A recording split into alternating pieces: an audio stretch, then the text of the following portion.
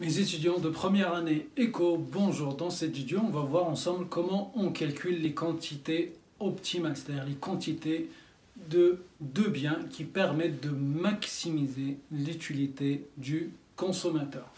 Dans cet exercice, on a les préférences d'un consommateur sont représentées par cette fonction d'utilité qui est égale à x fois y, qui dépend de deux biens, et le niveau d'utilité est égal au produit des deux quantités consommées. Donc cette question 5, il nous dit que le revenu du consommateur est égal à 12, le prix du bien X est égal à 1 et le prix du bien Y est égal à 2. Et il nous demande de trouver X étoile, Y étoile, ça veut dire le panier d'équilibre, la quantité X optimale et la quantité de Y optimale qui permet d'avoir un niveau d'utilité optimal ou maximum. Bien sûr, pour répondre à cette question, on va utiliser les conditions qui permettent d'atteindre cet objectif qui est de maximiser la fonction d'utilité. Donc, ce qu'on avait vu dans la vidéo précédente de laquelle j'ai traité la question 4. Je vous rappelle aussi que vous pouvez accéder à l'ensemble des vidéos de cet exercice ainsi que d'autres exercices de la microéconomie dans la playlist licence 1 microéconomie. Donc pour répondre, je rappelle les conditions d'équilibre ou les conditions qui permettent au consommateur d'atteindre son objectif.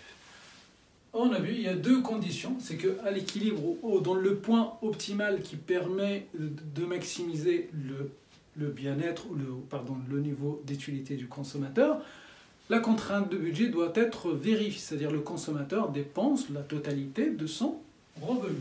R est égal à P de X fois X plus P de Y fois Y. Et la deuxième condition, on a des cas d'équilibre où dans ce point optimal, c'est-à-dire dans ce point le meilleur point possible, le TMS est égal au rapport des prix. Et on a dit que le TMS, vous le prenez dans n'importe quel sens du bien X ou bien Y ou bien Y ou bien X, ça n'a pas d'importance, prenez le sens que vous voulez. Et on a vu, il y a deux formules de TMS, soit avec les variations, moins d de Y sur d de X ou moins d de X sur d de Y, ou la deuxième formule à partir de l'utilité marginale. Donc, on va prendre un sens, l'utilité marginale de X sur l'utilité marginale de Y. Et on a dit, à l'équilibre, ou dans ce point optimal qu'on est en train de chercher, c'est-à-dire X étoile, Y étoile, dans ce point, le rapport ou le TMS est égal au rapport des prix. Rapport des prix, P de X sur P de Y. Et je rappelle encore une fois, donc si vous avez mis l'utilité marginale de Y sur l'utilité marginale de X, c'est juste. Sauf qu'il faut aussi inverser ici. Donc vous mettez P de Y sur P de X. Donc choisissez le sens que vous voulez, mais vous respectez le rapport des prix. Donc il nous faut d'abord calculer l'utilité marginale de X. Vous allez voir, c'est très facile, il n'y a rien de compliqué. Donc on va calculer d'abord l'utilité marginale de X. Nous avons la fonction d'utilité est égale à X fois Y. On va dériver cette fonction par rapport à X. Donc la dérivée de X est égale à 1 fois Y, c'est Y. Donc l'utilité marginale de X est égale à Y. Pareil, c'est-à-dire quand on calcule l'utilité marginale, c'est-à-dire l'effet d'une variation de X, c'est ça l'utilité marginale, c'est l'effet d'une variation de X sur le niveau d'utilité ou le supplément d'utilité lié à la consommation d'une unité supplémentaire de X. Et on suppose que toute chose égale par ailleurs, ça veut dire Y ne change pas. Donc forcément, si Y ne change pas, Y devient une constante. Et une constante fois X, la dérivée de X fois une constante est égale à la constante, donc est égale à Y. Et pareil, on fait la même chose. L'utilité marginale de Y est égale. Pareil, quel est l'effet d'une variation de Y sur le niveau d'utilité? Toute chose égale par ailleurs, ça veut dire X est une constante et X ne change pas. Si X ne change pas, il devient une constante. Et donc la constante fois Y, la dérivée d'une constante fois Y par rapport à Y est égale à la constante. La dérivée, un exemple, la dérivée de 4X par rapport à X, c'est 4. Donc, parce que 4, c'est une constante. Donc ça fait X. Et là maintenant, Je sais que P de x est égal à 1, P de y est égal à 2, R est égal à 12, donc je peux remplacer. Donc maintenant, les conditions d'équilibre, donc R c'est 12, égale P de x fois x. P de x c'est 1. 1 fois x c'est x. Plus P de y fois y. P de y c'est égal à 2. Donc 2 fois y. Ça veut dire 2y. Voilà la première condition. La deuxième condition est l'utilité marginale de x sur l'utilité marginale de y. L'utilité marginale de x c'est y. Donc faites bien attention de ne pas inverser. C'est y qui est l'utilité marginale de x. Sur l'utilité marginale de y qui est x.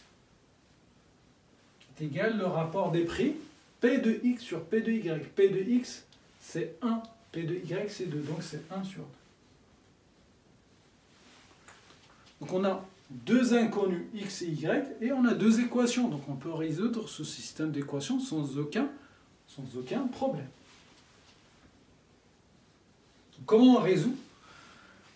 Donc on a plusieurs choix. Donc soit je détermine y en fonction de x, et soit ici j'isole x et je le remplace ici, ou ici je remplace ici, vous faites ce que vous voulez. Mais en observant, on va dire le plus simple, donc c'est y fois 2, 2y est égal x fois 1, donc x égale 2y. Donc de cette équation, je peux déduire que x est égal à 2y. X fois 1 est égal y fois 2. Donc x égale 2y. Donc je vais remplacer x ici par 2y ici. Voilà comment. Donc c'est plus simple. Vous pouvez isoler x ici ou y et remplacer ici, mais le plus simple c'est d'isoler ici x ou y, mais le plus simple toujours c'est x, et de remplacer ici. Donc je vais remplacer maintenant ici, donc ça fait 12 qui est égal, x je le remplace par 2y, donc 2y plus le 2y. Donc ici en bas c'est toujours, je garde x égale 2y, x égale 2y. Et allez, je reprends ici.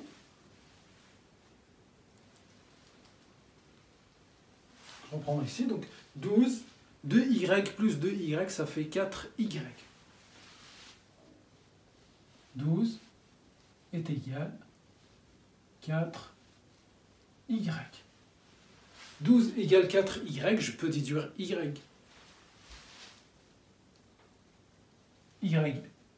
Donc, étoile, vu que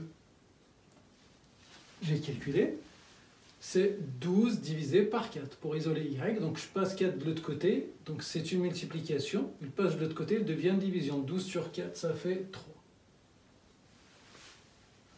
Donc une fois que j'ai trouvé y qui est égal à 3, je vais le remplacer ici. Donc je sais que x est égal 2 fois y.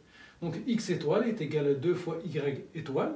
Donc x étoile est égal à 2 fois 3. Donc x étoile est égal à 2 fois 3. X étoile est égal à 6. Est égal à 6. Voilà les quantités d'équilibre x et y. Voilà le panier d'équilibre. C'est-à-dire, pour maximiser son utilité, le consommateur doit acheter 3 unités de y et 6 unités de x. On va voir comment on calcule le niveau d'utilité. On va vérifier que la contrainte de budget est bien vérifiée. Si on revient ici, donc, la contrainte de budget c'est celle-là, 12 est égal à x fois y, donc il va acheter 6 unités de x, donc ça fait 6, il va acheter 3 de y, donc 6 plus 2 fois 3, donc ça fait 6, 6 plus 6 c'est 12. Donc là il dépense bien la totalité de son revenu. Je peux calculer le niveau d'utilité, maintenant, vu que j'ai x étoile et y étoile, donc on peut calculer maintenant le niveau d'utilité de 3 et 6, pardon, j'ai inversé, donc c'est x qui est égal à 6, 6 et 3, Et l'utilité de x, y, c'est x fois y, donc c'est 6 fois 3 est égal à 18. Voilà le niveau d'utilité maximum que le consommateur peut atteindre, qui est son objectif, en dépensant la totalité de son revenu qui est égal à 12.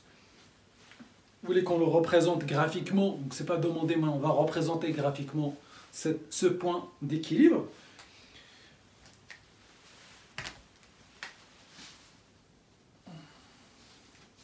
Donc ici on a x, ici on a y. Et vous vous rappelez de ce que je vous ai dit, donc ici c'est R sur P de x, le point qui est là. C'est R sur P de x, je vous laisse revoir la question de CV, c'est-à-dire la question numéro 2. R sur P de x, donc 12 sur le prix du bien x, 12 sur 1, 12, donc ça fait 12 ici. R sur P de x. Et ici on met R sur P de y. R c'est 12, P de y c'est 2, 12 sur 2 c'est 6. Donc c'est 12, donc 6, c'est à peu près ici. Vous restez cohérent. Donc voilà la droite de budget. Et on a trouvé que le point d'équilibre qui est égal, donc 6 unités de x et 3 de y. Donc point d'équilibre va être près par là. On a 6 et ici on a 3. Voilà le point d'équilibre. Et donc vous avez ici la courbe d'indifférence qui va passer par là. Bon. On va le représenter. C'était cohérent. Voilà. C'est plus cohérent. Et on a le point, on a dit le point d'équilibre. 6, 3. Et ici, on a le niveau d'utilité égal à 18 qu'on a calculé ici. Donc voilà comment c'est l'intersection de la droite de budget avec la courbe d'indifférence le plus éloignée. Donc 6, 3, 18, c'est le point d'équilibre. Et voilà, donc j'arrive à la fin de cet exercice. Je vous dis bon courage et à très bientôt.